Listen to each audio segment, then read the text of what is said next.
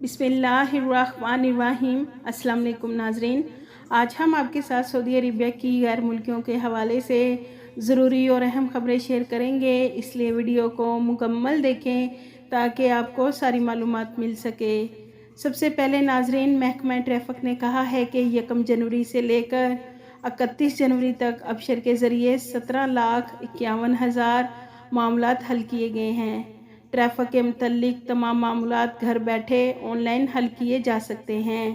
آپ on line ابشر کے ذریعے گاڑی کے ڈاکومنٹس ایکسٹینڈ کروا سکتے ہیں، لائسنس کو ایکسٹینڈ کروا سکتے ہیں اور گاڑیوں کی نمبر پلیٹ کی تبدیلی کے لیے آن لائن ابشر کے ذریعے کروا سکتے ہیں۔ اس کے علاوہ ناظرین، محکمہ شماریات کا کہنا ہے کہ جنوری کے دوران سعودی عربیہ میں مہنگائی کی شرح 1.6% بڑھ گئی ہے۔ گزشتہ سال 2023 کے مقابلے میں اس سال 2024 کے شروع میں ہی مہنگائی میں کافی زیادہ اضافہ دیکھنے میں آیا ہے۔ ناظرین، ریاض کے ہیلتھ آفس کی جانب سے میڈیکل اداروں کو یاد دہانی کرائی گئی ہے کہ بل کی ادائیگی میں تاخیر ہونے کی صورت میں مریضوں کو یا میت کو روکنا درست نہیں ہے۔ ادارہ ہیلتھ کے قانون کے مطابق پرائیویٹ میڈیکل کلینک یا ہاسپٹلز کی انتظامیہ بل کی ادائیگی میں تاخیر کی صورت میں کسی کے ساتھ زیادتی نہ کرے۔ ادارہ ہیلتھ نے وارننگ نوٹس جاری کیا ہے کہ مریض کا شناختی ڈاکومنٹس یا کسی قسم کے پیپرز پر سائن کروائیں تو وہ فوراً منسٹری آف ہیلتھ کی ویب سائٹ پر اطلاع کریں، کیونکہ قانون کے مطابق ایسا کرنا غلط ہے، جس پر میڈیکل ادارے کے خلاف کارروائی کی جائے گی۔ ناظرین، یوم تاسیس یعنی فاؤنڈیشن ڈے کے حوالے سے ریاض میں ایک اسپیشل نمائش لگائی جا رہی ہے۔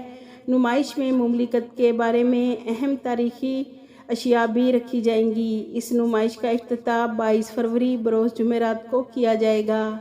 اس کے علاوہ ناظرین، ریاض پولیس نے پبلک پلیس پر اجتماعی جھگڑا کرنے پر 4 ایشین تارکین کو گرفتار کیا ہے۔ جھگڑے میں ملوث 2 افراد کا تعلق انڈیا جبکہ 2 غیر ملکی کا تعلق بنگلہ دیش سے تھا۔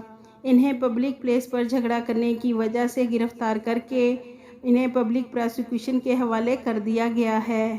ناظرین، خادم الحرمین شریفین شاہ سلمان بن عبدالعزیز نے جسمانی اعضاء عطیہ کرنے پر 200 سعودی شہریوں کو شاہ عبدالعزیز تمغہ دینے کی منظوری دے دی ہے۔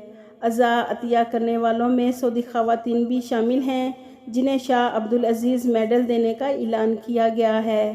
اس کے علاوہ ناظرین، پراسیکیوٹر جنرل شیخ سعود بن عبداللہ نے قصیم ریجن کے ادارہ پراسیکیوشن کا دورہ کیا اور وہاں موجود افراد سے ملاقات کی۔ شیخ سعود نے تمام اہلکاروں پر زور دیا کہ وہ ادارے میں آنے والے کیسز کو جلد نپٹائیں تاکہ لوگوں کو دشواری کا سامنا نہ کرنا پڑے۔